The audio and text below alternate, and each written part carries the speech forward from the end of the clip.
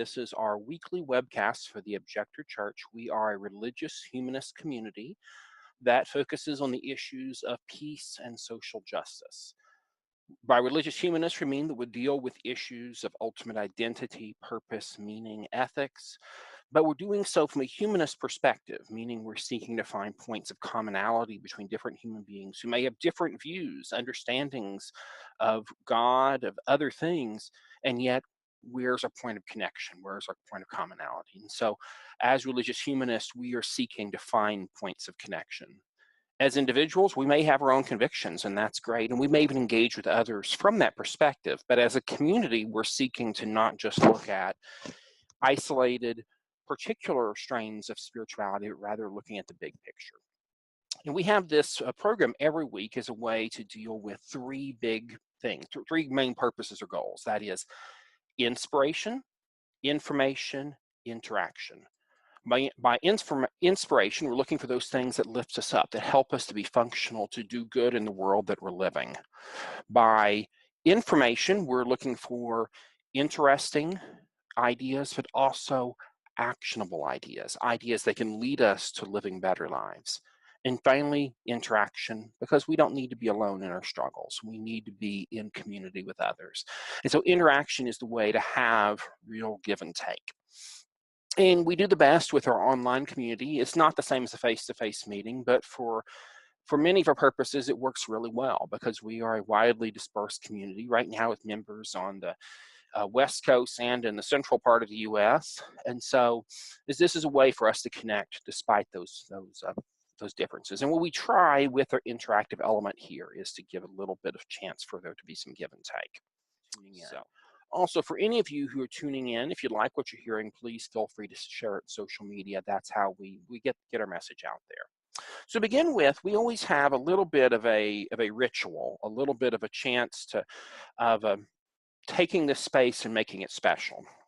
And so what we've been doing as a ritual is lighting candles.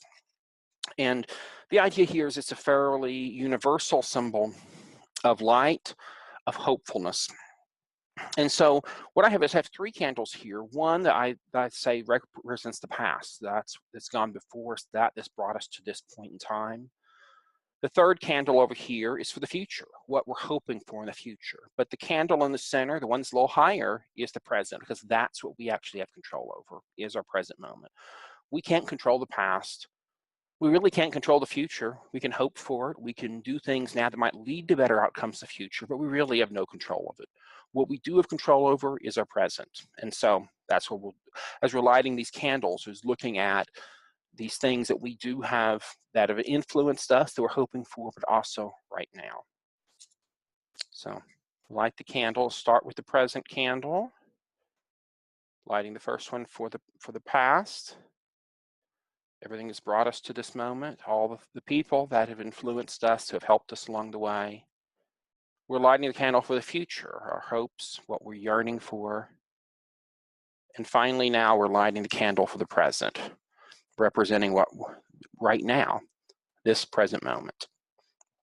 I encourage you, before we go on into the conversation, to take a moment to look into these candles, these lights, and I'm going to move them a little bit easier so hopefully you can see them on camera here.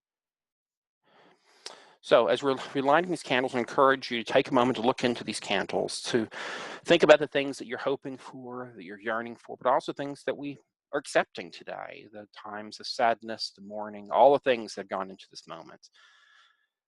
Take these things and then we're setting them here, metaphorically speaking. And right now we're present in this moment. And so let's take a deep breath, focusing on this moment. We breathe in and we breathe out. Let's take one more breath. We're going to breathe in and then we're going to breathe out. Okay, so now we've lit the candles. So now we're into our conversation. Coming to this night, and I will be upfront with you that it's a kind of a dark time for many of us in the world. And we as a community, we don't take stands on electoral, partisan, political issues. We just don't do it. Partially because we're a nonprofit and nonprofits aren't supposed to do it. But moreover than that, we've all seen what happens when religious communities move into the domain of electoral politics. It's often not a good thing. And so we've made a decision to be a nonprofit, and in doing so, to make that agreement with the government as it is, that we're not going to engage in those things. Instead, though, what we are saying as a community, we're dealing with the big stuff, issues of ethics, morality, identity, purpose. So it's a grand bargain, you could say, when a community decides to go in that direction rather than the partisan political electoral system. But again, it's an intentional choice on our part. But that said, we are individuals, human beings, and we have emotions, we have feelings. And when we see things happen in the world, often it's very discouraging, particularly because we know the real world effects of what happens through our electoral process, of what happens when people make good choices and bad choices. It hits us hard. And oftentimes this discouragement leads us to despair, certainly can exacerbate issues of depression, anxiety. I know it does for me, and I don't think I'm alone in this. And so today I wanted to talk about 3 things that I think help to deal with these feelings in the midst of hard times. And not just today and the stuff we see in the news today, but maybe for other days. We record all these programs because a lot of this is useful in other contexts and other times. By the way, I'm hearing a little bit of comment about the volume situation, so hopefully that'll be a little more focused. So there's problems, let me know in the comments. So anyway, we're going to talk about 3 things, 2 of them very briefly, the third one quite a bit. So the first thing I want to talk about is ways that we deal with despair, depression, anxiety, particularly though that which is fueled by situational things going on in the world.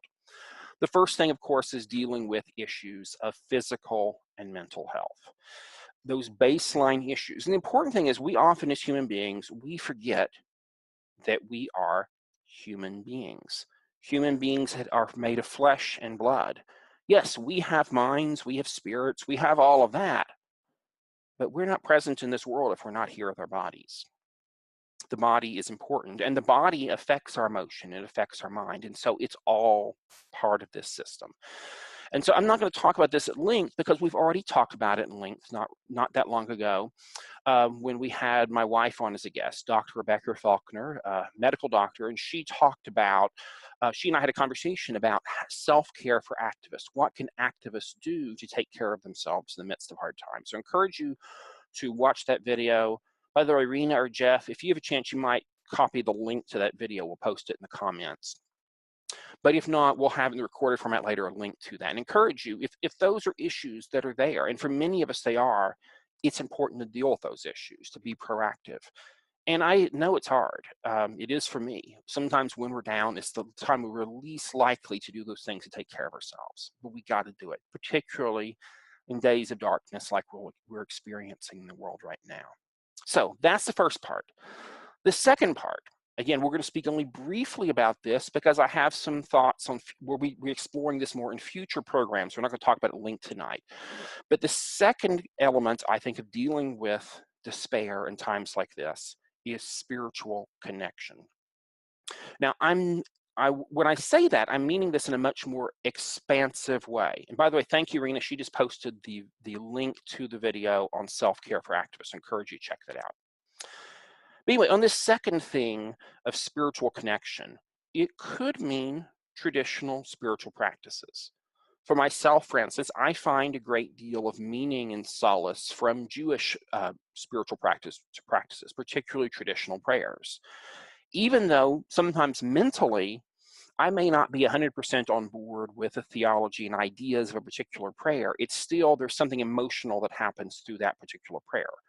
Other people find great meaning and satisfaction and solace through meditative practices that aren't tied necessarily to one religious tradition or spiritual tradition, but are simply a chance to be grounded, to be present, to be connected to something bigger than ourselves. For other people, I've known a lot of people, and I think in times like this would be the case for me, music, particularly though gathering with other people to hear music, to participate in music. whatever it looks like for you, spiritual connection is important. It's this idea that we're not disconnected, we're not alienated. We don't have to be. We have the choice to connect. So whatever that is for you, I encourage you to look for it, to find it. And I will add for future, we have some future webcasts coming up, and we'll be talking about this more, particularly what it might look like for people that are turned off by traditional religion, but yet are yearning for something. So we're going to be having some conversations about that in the future. But we're not going to talk about it tonight because we have to get to point number 3, which is the important one, which is the one I'm really excited to talk about tonight, and that is nature. I would argue that one of the reasons why human beings at this moment in time, but particularly in the industrialized or post-industrial Western countries, one of the reasons we are so alienated is that we are alienated not just from each other, but from nature itself. In other words, for many of us, the weather has very little effect in our lives. It's mostly a matter of wardrobe choices or what we choose to do for recreation on the weekend. It doesn't affect our daily life in the way it did for ancient people or even people 100 years ago. In the ancient world, nature was that grounding force. In fact, I would argue all the great religions, world religions, many of them have their roots in stories about nature, explaining natural phenomenon, why the stars move from across the sky, why the sun moved from one direction to the other, why the moon disappears and comes back and disappears, all in the course of a month. All of those things, the natural world was so embedded in the earliest forms of human spirituality. And I think we have lost sight of that because we're disconnected. But also you think about the place that religion, spirituality so often is focused isn't in the natural world, it's in a building, a climate controlled building, a building that separates the outside world from the inside world. I would argue that one of the ways that we can best cope in times like these is to go outside. And I mean it. I really think it's that big of a deal. And I think that we look at in many different contexts, human beings are suffering because of a degree of alienation from the natural world. And I think today it's especially significant to me. It just jumps out at me because we are just a few days ago past the spring equinox, the day that spring officially is here. We're now moving towards the days of increasing daylight, decreasing nighttime. Here in Oklahoma, springtime is a beautiful time of year, one of my favorite times to be in Oklahoma. At this moment, we have lots and lots of fruit trees that are now blooming full on. Certainly those wretched Bradford pears that smell like death, but boy, they're pretty. They're blooming, but we also have peach trees are blooming right here in our yard. We have a couple of peach trees blooming. Before long, we're going to see red buds. We're going to see all azaleas, all kinds of stuff be blooming. At this moment here in Oklahoma, low to the ground, you see the henbit. Those people call them weeds, but to me, they're fascinating because they're from the mint family, little beautiful little purple flowers. Before long, over the next month or two, there'll be many, many more flowers. Now, I think what makes for many people why many of us love spring is it's a time of regeneration, of growth after a time of dormancy. And I think the ancients had the same feelings. We know this just looking at why is it that so many major world religions have holidays right around this time of year? In the Jewish tradition, you have Passover. You have Christian tradition, you have Easter. I'm sure there's other religious traditions that have holidays at the same time as spring as well. And if you know about it, I'd love to hear about it. Please comment and share it. But I do think in those traditions, I don't think it's just coincidence that these things happen in the springtime and why there's other holidays in the springtime. Because we as human beings have been through the winter, we've been through the cold, we've been through the time of dormancy when the plants look dead, that all the leaves fall from all the trees that have leaves that fall. The flowers go away. The grass turns brown, at least here in Oklahoma, is dormancy.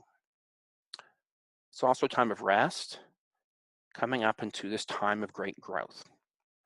So to me, the symbolism is important.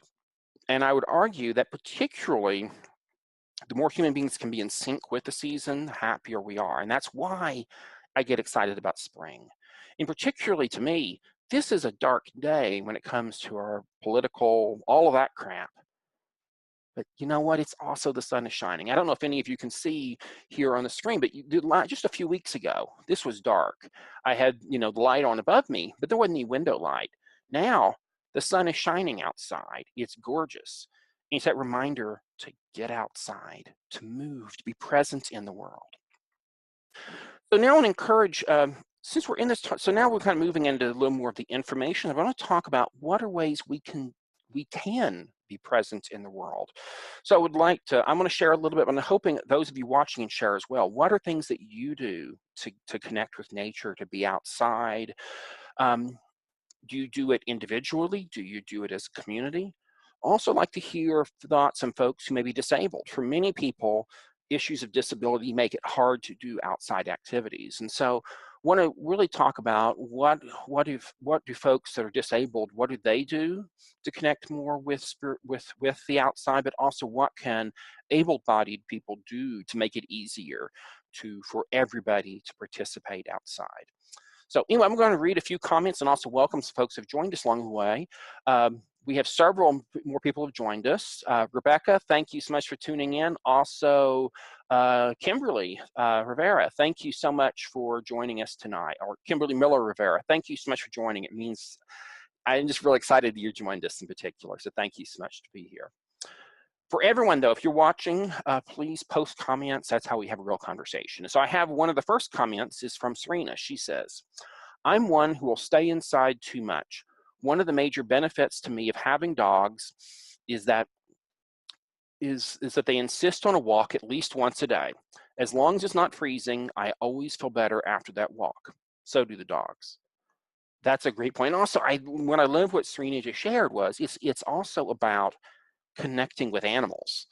That often for many people, whether it's having a pet to take outside to do things with, or whether it's going outside to watch nature. My neighbor just over the way, I've loved, since he's moved in, it's been very exciting because he put up a big bird feeder in his backyard. And he spends a lot of time watching the birds that fly there. And he and I occasionally will talk over the fence of what we see. Being a part of nature, being connected with even animal life doesn't require even going outside your backyard sometimes.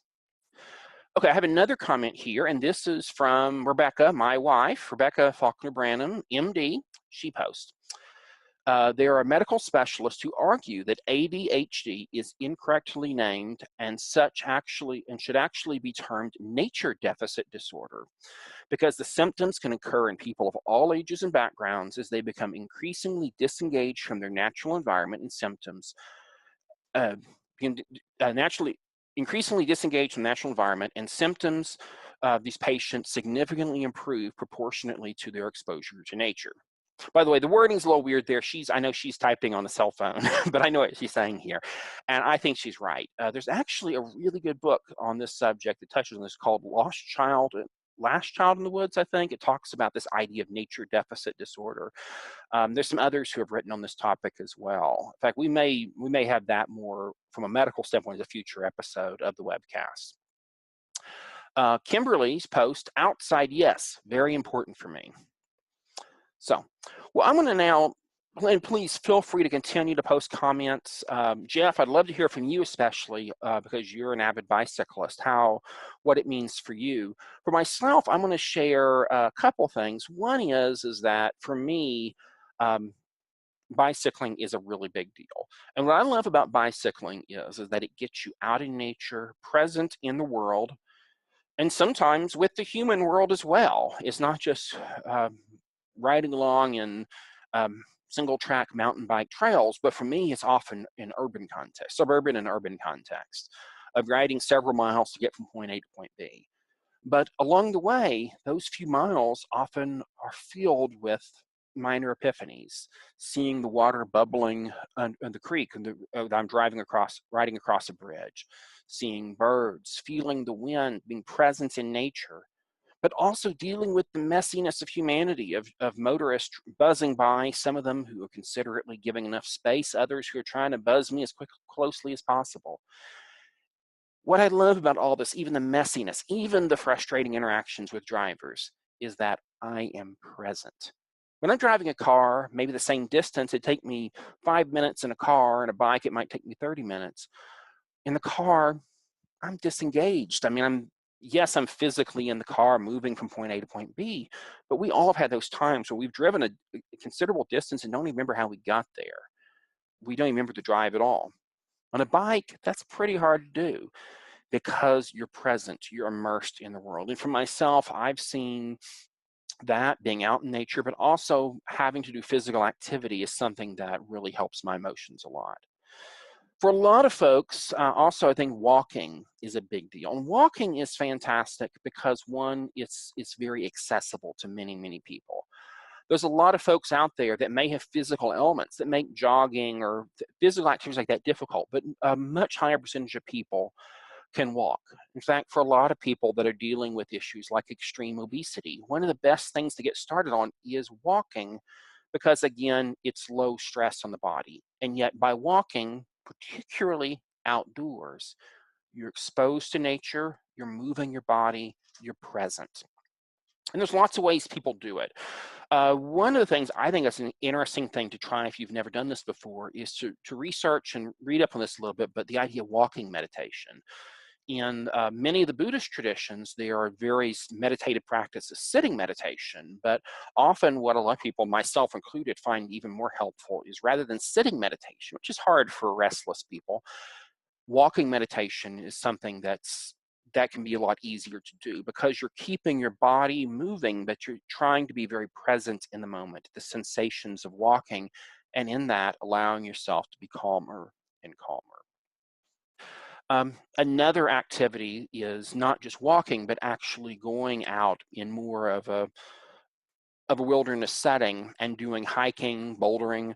I have some good friends that love doing this, going down to the Wichita Mountains and places like this. Whatever it takes, I guess what I'm trying to say is there's many different paths we can take to have this connectedness, but we got to get out there. And even if it's just a little bit, even if it's just going out to walk your dog, or if it's something bigger, there's some value to that. And again, in times like these, where we're experiencing a lot of darkness, when we're feeling a lot of despair, we need to do what we can to break out of it. And I think connection with nature is a big element. Well, I want to now, by the way, David, thank you for joining us. Excited you're with us. And for any of you who are tuned in, if you have comments, questions along the way, would love to hear them. One thing I'm thinking about particularly tonight, though, and again, in the context of our community with the Objector Church, is what would it look like to be out, to do religious community, spiritual community, but to do it outside? In other words, why is it that most religious communities, one of the first things they do is they build a big building? And they're useful. Boy, howdy. I mean, if we had a building for the Objector Church, we'd get a lot of use out of it. But that said, is it really the most important thing of spiritual community? I don't think so. I think it has become, for many communities, the most important thing, but I don't think it has to be. And I wonder what it would look like if we took community outside, such as a community in a local context, such as here in Oklahoma City. What if we said we are having an Objector Church get together at a park, having a potluck meal, and then just spending time together in each other's company, maybe enjoying some music or just time to connect with each other outdoors? What if we had as a community, went together on a bike ride? What if we had an outing to a park?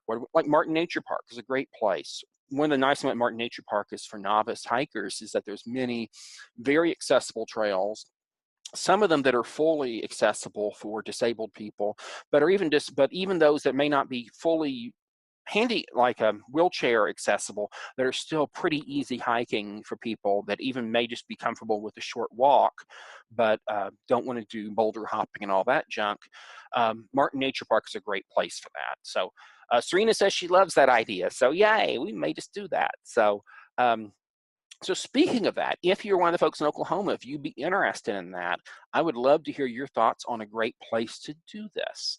Martin Nature Park I really like because they have picnic tables, they have beautiful wooded countryside, a few miles of trails, very high likelihood you're going to see deer on the walk. So I don't know, we'll play with this some more, but I think it's an idea. I know by the way, for our members and friends out in the Bay Area, you guys, you're living in a and a beautiful paradise to me. When I've been out in the Oakland, San Francisco area, and it's a very urban place, but it's also some beautiful places to connect with nature. A lot of nice bike trails right along the water, beautiful, beautiful parks. Again, my encouragement to our West Coast members is maybe we need to be thinking about this in both of our communities, what it would look like to have some outdoor get-togethers. So anyway, those are some thoughts I have. Again, there's nothing great and profound about tonight, other than what I wanted to say is that a lot of times, I think a lot of ministers don't always open up and tell the members of the communities where they're really at. For me, I'm in a pretty dark place. The news this week came out today was pretty discouraging. And so I wanted to say that, to be upfront with y'all, but also to say that I'm determined to not let despair win. I'm determined to keep moving forward and doing the good we got to do, no matter what the knuckleheads in power say or do. And so I think that there's important space for this. We need to make it happen. And for all of us as a community, I guess one of the reasons I wanted to speak on this tonight was a chance to connect with all of you, to see where you're at, and to offer just how we can look out for each other, how we can take care of each other.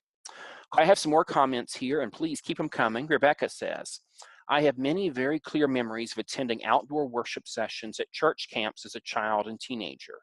Every aspect of the service seemed transformed just by being under the sky or stars in the breeze or the sounds of nature.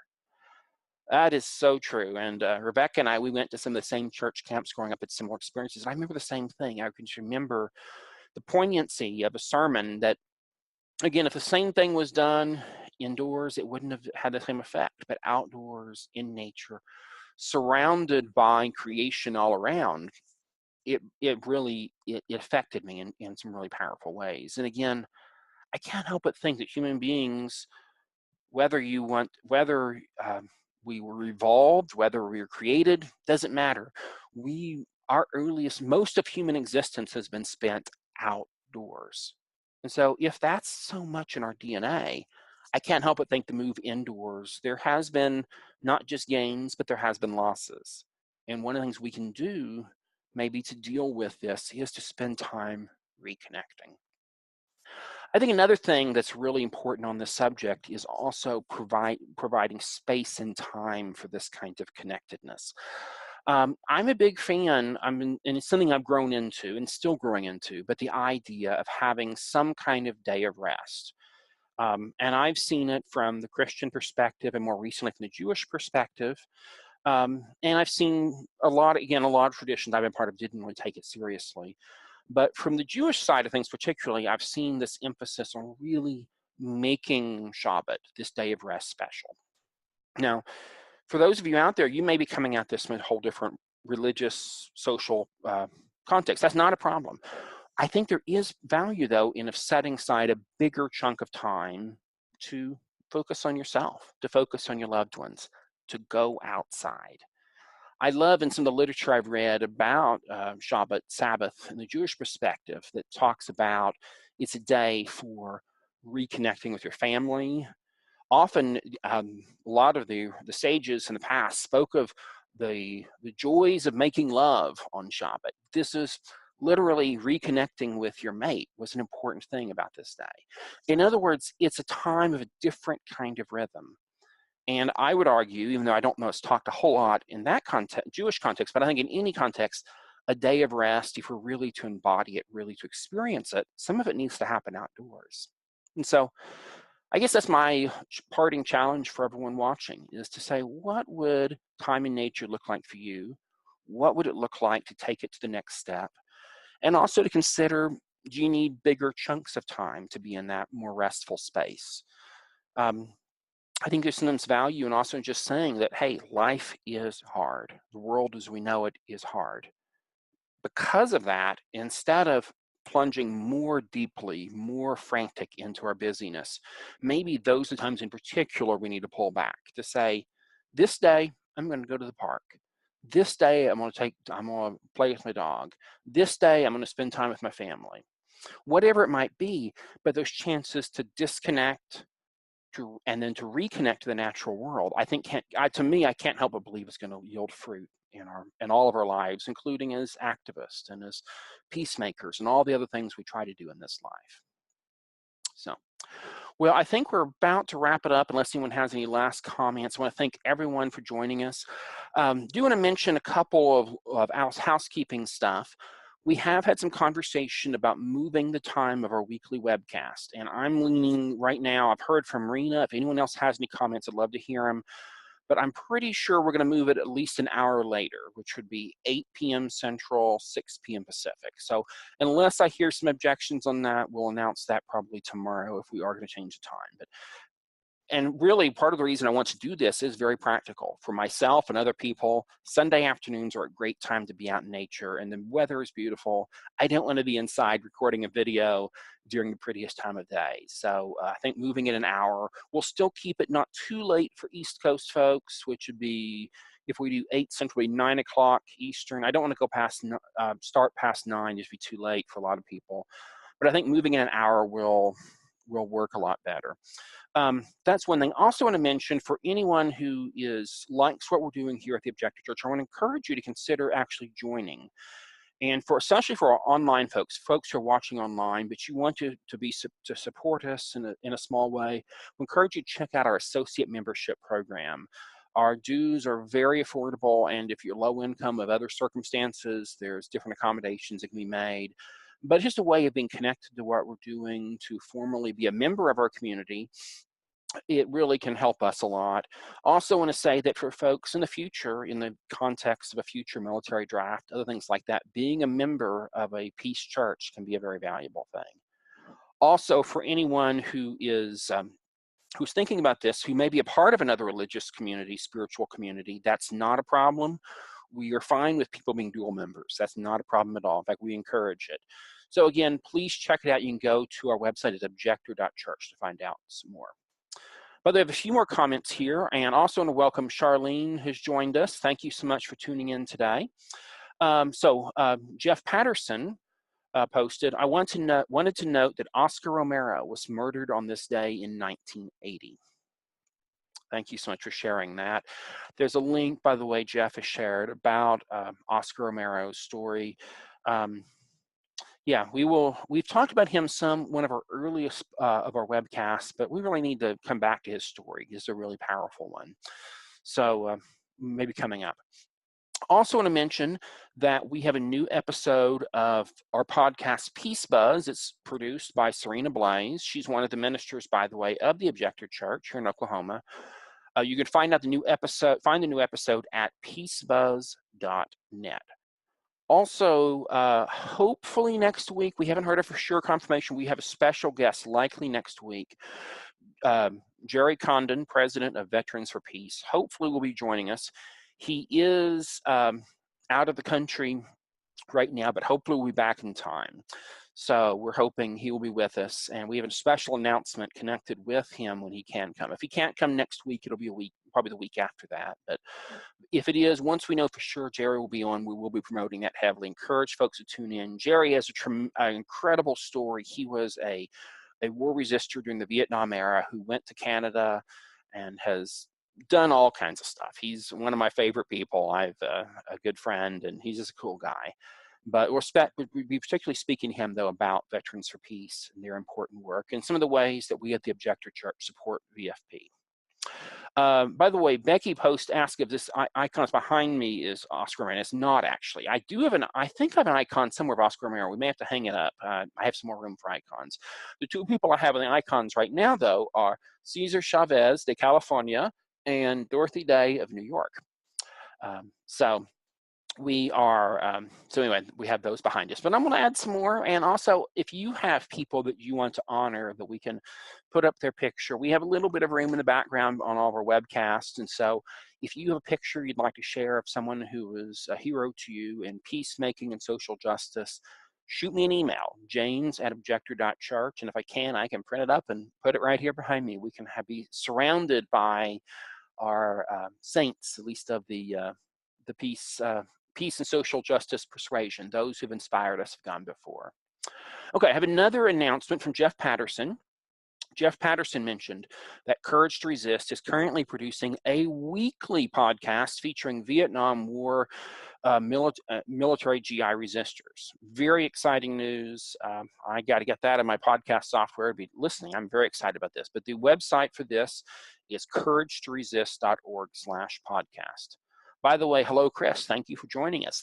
I'm kind of excited. This is kind of War Resistor and Conscientious Objector night. I know of at least 3 of you who have joined us so far who have some history of that. So it's quite exciting and very much an honor that you all have joined us. So, well, I think we're about to wrap it up. Last thing I want to mention as kind of a concluding thing is just a reminder that for any of you who are watching, to know that you're not alone. Whatever you're dealing with, there's people that care about you. And I know it's difficult in this online thing, but I'm always here if you need to talk, to visit. We're doing our best to build a real community. So if you ever need to visit, just shoot me an email, james@objector.church. Would love to have a conversation with you. If you're in Oklahoma City, I can meet up with you in person. Otherwise, we could do it over Zoom or email or whatever. And again, we just want to be there for everybody. Again, if you're dealing with more heavy-duty mental health issues, I can help refer you to someone who can help you with those things. And there's no shame in that. The shame is not getting help. But for all of us, we got to be real. Things are tough, but we can't give up. There's hope. We have to keep working forward. I'll have one more announcement from Jeff about that podcast. Jeff says we're doing it in collaboration with the Vietnam Full Disclosure Effort of Veterans for Peace. So anyway, I think we're going to close it with that for tonight. If you want to find out more about our community, please visit us at objector.church. Next week, join us. It will, unless I hear otherwise, we will likely be doing next week's webcast 8 p.m. Central, 6 p.m. Pacific at same time. And also just a reminder, all of our past episodes are available on our website, objector.church. Thank you, and we'll see you next week.